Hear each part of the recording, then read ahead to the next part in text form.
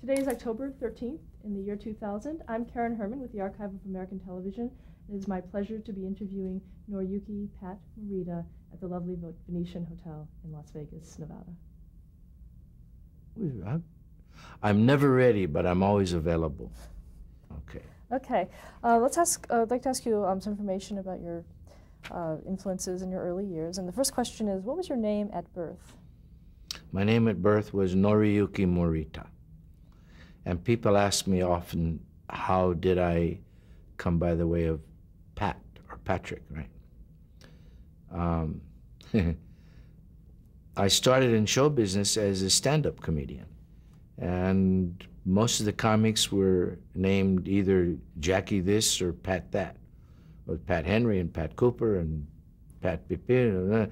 There was Jackie Mason and Jackie Gale and Jack Carter and Jackie. So I decided I wanted to be a Pat, but that comes from another place in its origin, as far as my life is concerned. I spent 9 years in a hospital from ages 2 to 11. I had contracted spinal tuberculosis, and for the most part was immobilized for 7 of those 9 years with a cast from shoulder to knee. And during that stay, there was a priest used to come visit the wards, and there would be a Protestant reverend, minister, and a Catholic priest. And excuse me, over the years, Father O'Connor, Father Cornelius O'Connor, you see, would come to visit all the little children in the ward.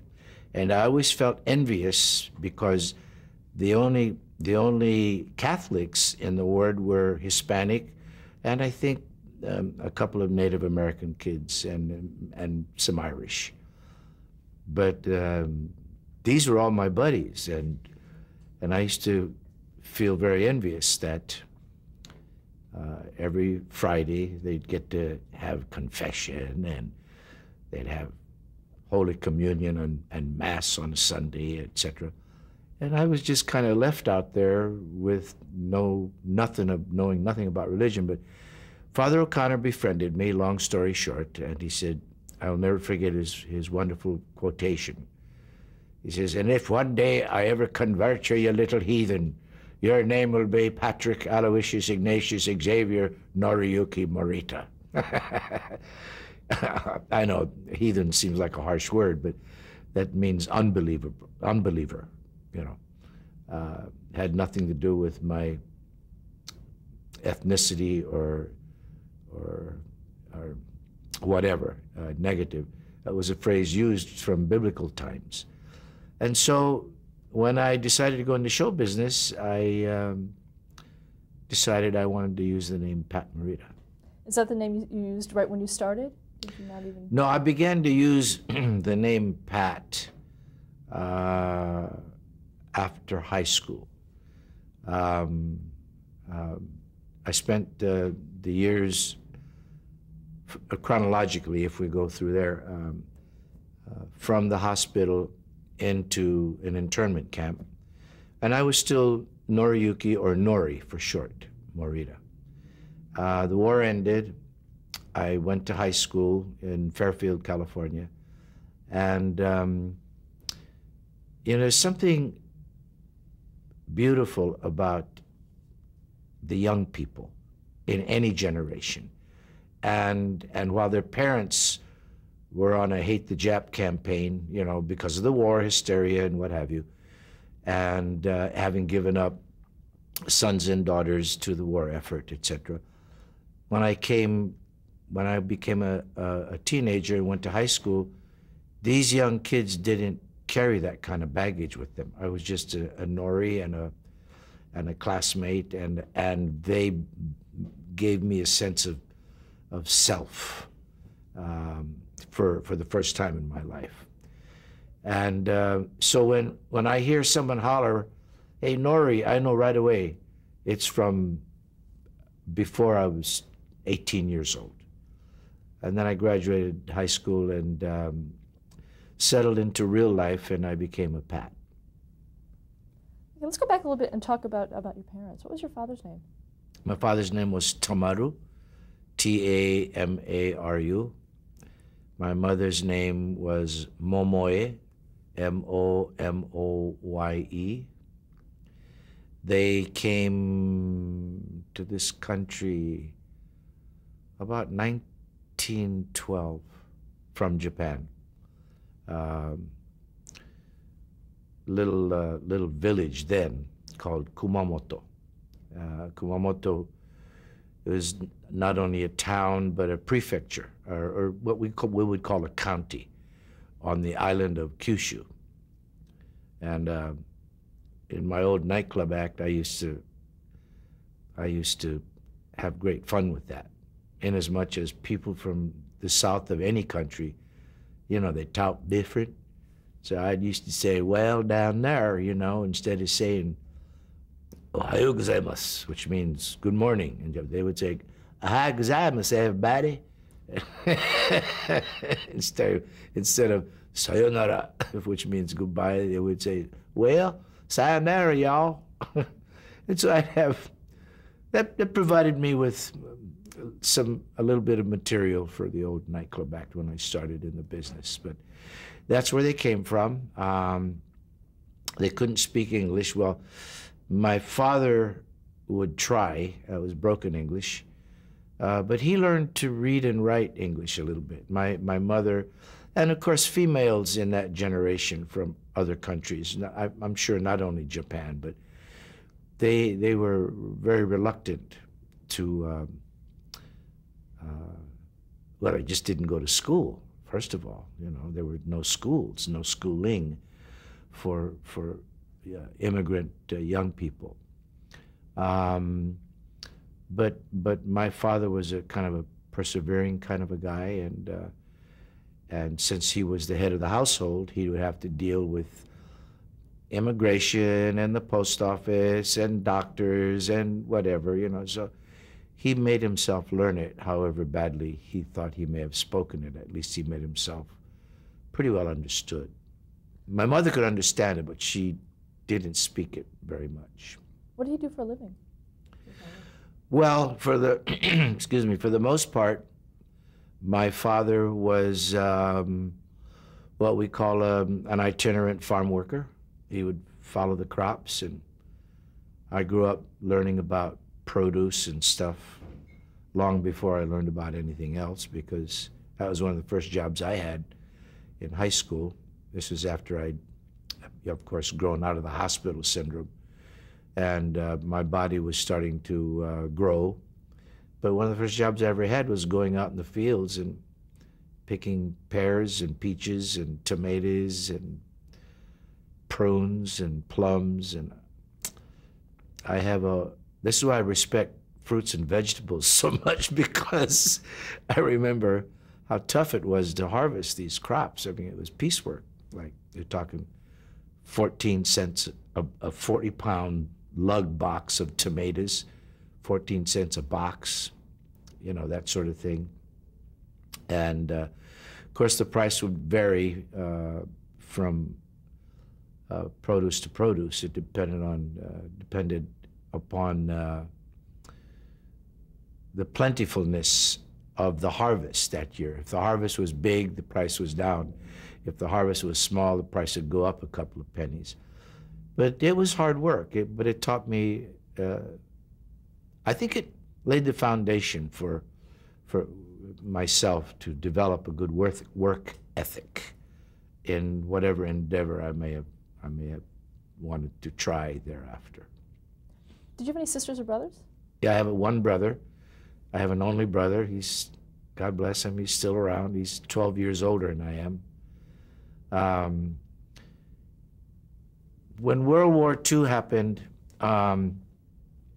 it was my brother's age guys that got hit the hardest, because, well, you got to figure, coming out of high school age and having hopes and dreams and getting out of the fields, and going, hopefully going on to a better quality of life. And then suddenly all your dreams and hopes are shattered because you're a Jap. You're not an American citizen. And it kind of blew all his hopes and dreams out of the water because we were all herded off to go into internment camps in various places. So the war was really, really tough on people of his age and, of course, our parents. They were forced to, within 5 days, divest themselves of all their property. Were allowed to carry what was on their backs and what they could fill 2 suitcases with, and then simply herded off without any all the rights obliterated, no due process.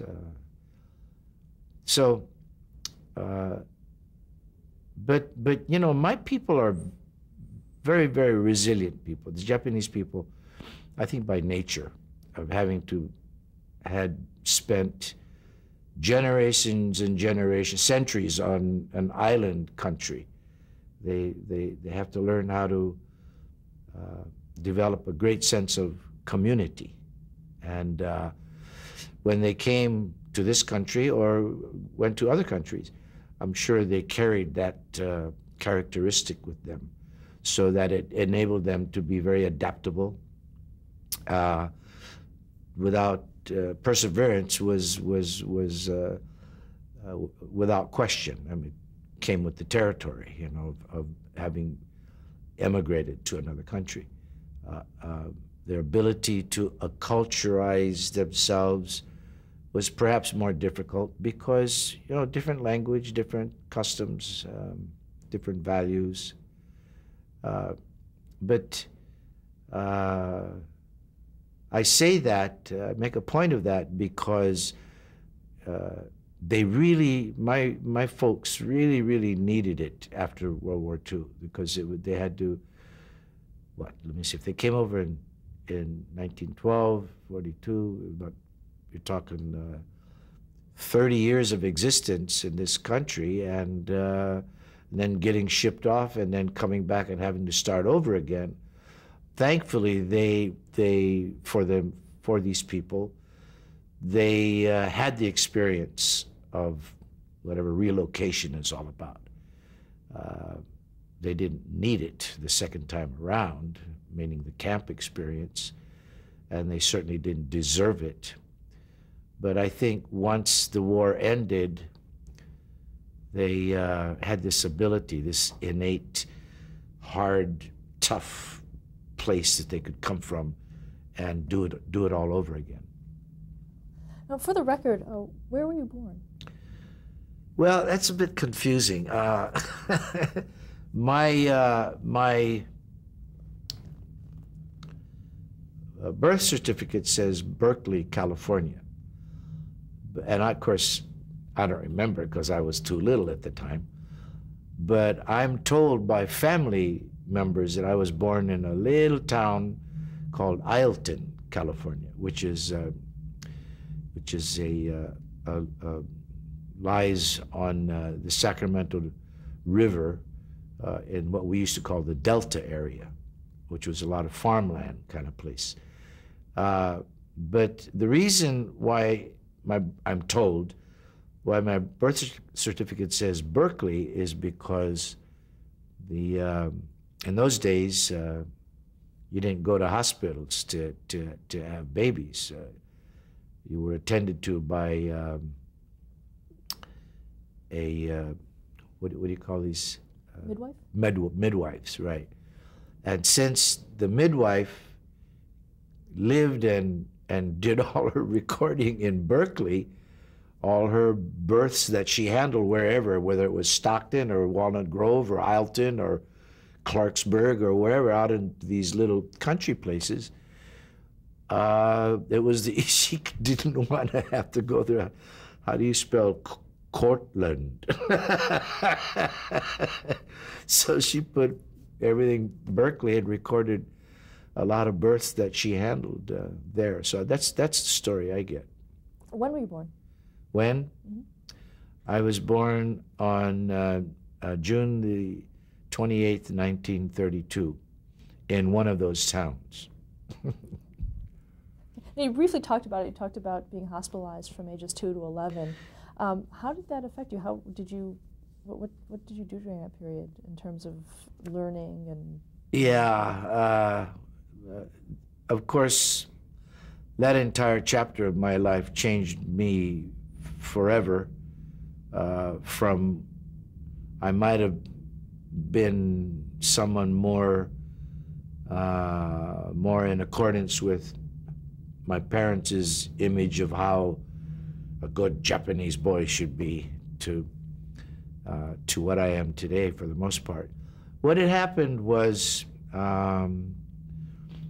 again, I get the story from old relatives, but when I was 2 years old and just beginning to learn how to walk and talk and that sort of thing,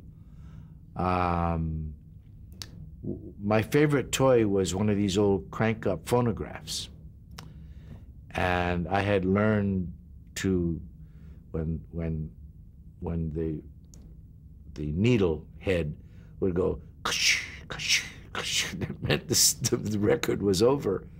So you pick it up and start at the beginning again and put the thing down, but you always had to crank it. It was a spring-wound mechanism. And evidently, I went to reach for something, and I fell in such an awkward way that whatever I fell on, the corner of a chair or something, I hit right smack in the middle of my lumbar, 5th, 6th, 7th vertebra, somewhere in there. And it became bruised, and then from there, the bacteria set in. But you see, in the 30s, tuberculosis was rampant, especially amongst itinerant farm workers.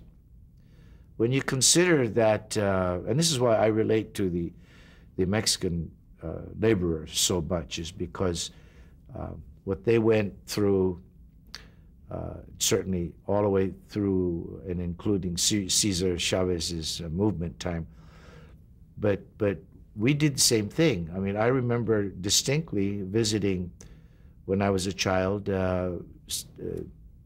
visiting from the hospital to my parents' house at the time. We're talking 39. It was a one-bedroom, simple frame, no inside walls, dirt floor, one faucet into the house. You wanted hot water, you had to boil it on a wood stove, a single electrical bulb coming into the house. So, and I remember I have pictures in my head of my father tying the rice up on a rafter, or the bacon, a little packet of bacon in wax paper on the rafter, so that the mice wouldn't get to it, because there was a lot of vermin, and you know, from fields and stuff. I think because of living conditions predominantly, there were no inside johns, they were outside johns and that sort of thing. Hygiene, personal hygiene was practically nil. People just didn't pay attention to those things. No refrigeration for food, bad eating habits, and on and on and on, for every possible reason. Immigrant farm laborers, for the most part, were the first to contract tuberculosis. And so it was all around us, and I think that's from that habitat I got the bug. It settled in the weakest part of my body, which happened to be my spine. And then it took over and went wild, and you know, I was fever and in pain and hurting and in and out of near comas and all of that. So finally, and my parents were too poor to get regular medical attention. In fact, the mentality then was people were afraid to go see a doctor because the doctor might find out something, and usually something negative. Well, in this case, there was no choice.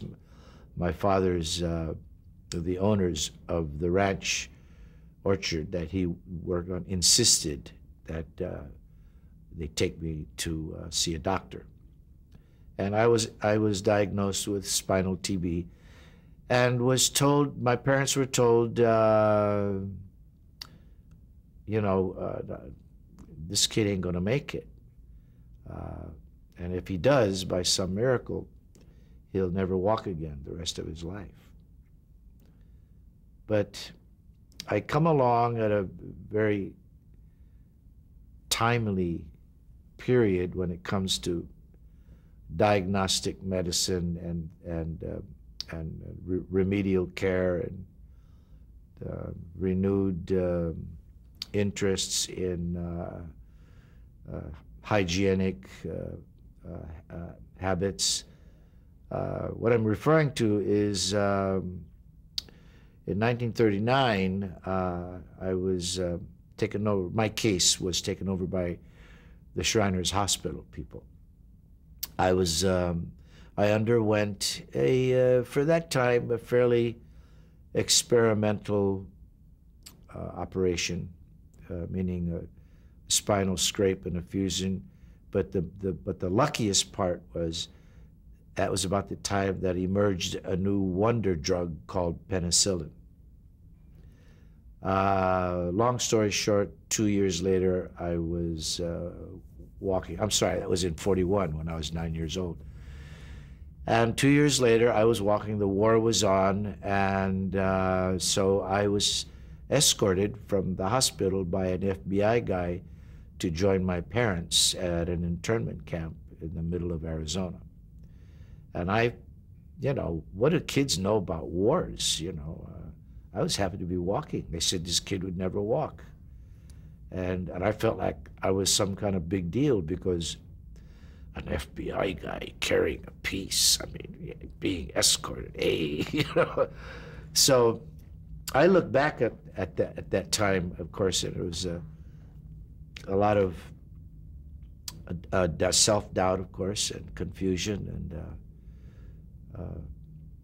we didn't have phrases like self-esteem, and I didn't know who I was anyway, or what I was supposed to do in life, or whatever.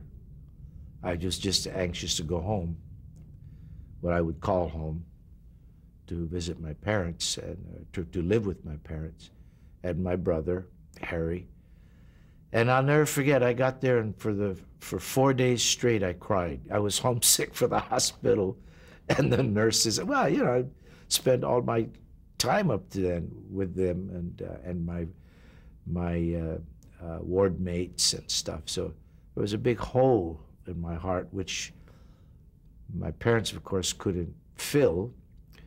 And they kept insisting on talking to me in Japanese, which I was so far removed from. We couldn't communicate.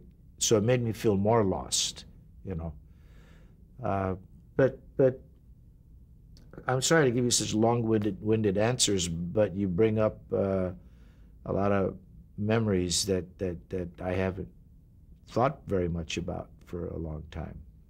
What was the name of the internment camp? The first one we were in was called Gila, G-I-L-A, as in the Gila River. It was called the Gila River Internment Center. Well, Uncle Sam and we Americans, we like to use euphemistic words or invent words if we think certain other words are too harsh. So they call them relocation centers. They were America's versions of concentration camps. Anyway, I went there. I stayed about 1.5 years, and we moved from Gila to Tule Lake. Tule Lake was right on the border of California and Oregon, way up north on the border. And the reason for that was My grandfather on my mother's side, he, at the time of all this separation when the war broke out, he ended up in Tule Lake with my uncle. And we went to Gila, Arizona. So my mother had this strong feeling that perhaps he may not live through the war, and she wanted to be with him. And so I forget how we did it, but because I was too young to understand those things, but that's how we got transferred to Tule Lake.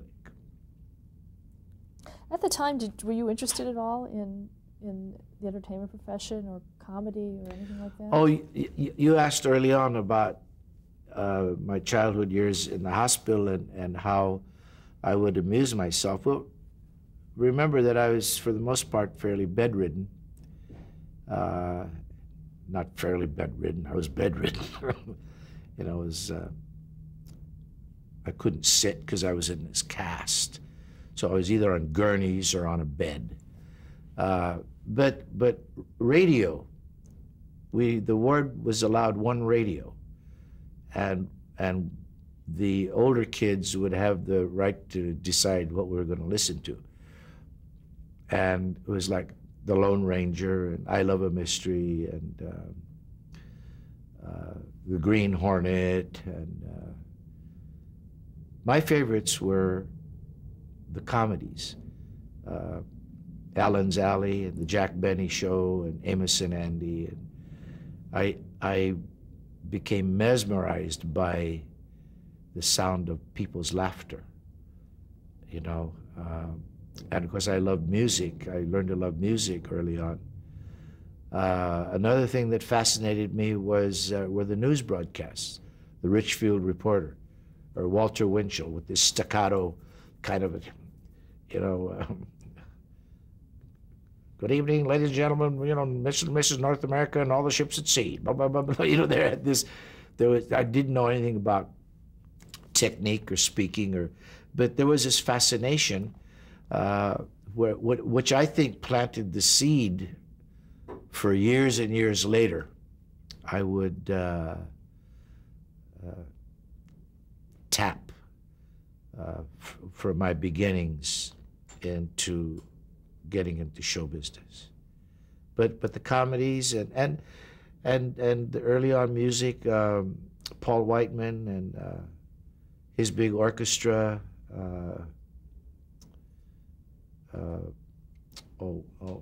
Who made this large lady who did God Bless America, Kate Smith, that sort of thing. It was just fascinating to me. And then on Sundays they would have symphonic music and stuff. And at the same time, I learned to use my hands real well. I mean, what can I do? You know, you're immobilized. So I learned how to carve horse heads out of ivory soap. And learn how to draw and color and stuff, things of which I don't do anymore. But I had to learn to amuse myself a lot. And I think in the course of that self-amusement, my brain would, you know, invent stories or I'd pretend we'd get to see movies maybe a couple times a month. They'd bring a movie in, but. Gee, from the get-go, once the movie was over, for the next 2 or 3 days, I could recreate every scene in the movie, everyone's part, all the lines. I mean, it was just this thing that became a part of me, which I would use for later. Great. Let's stop here to change the tape.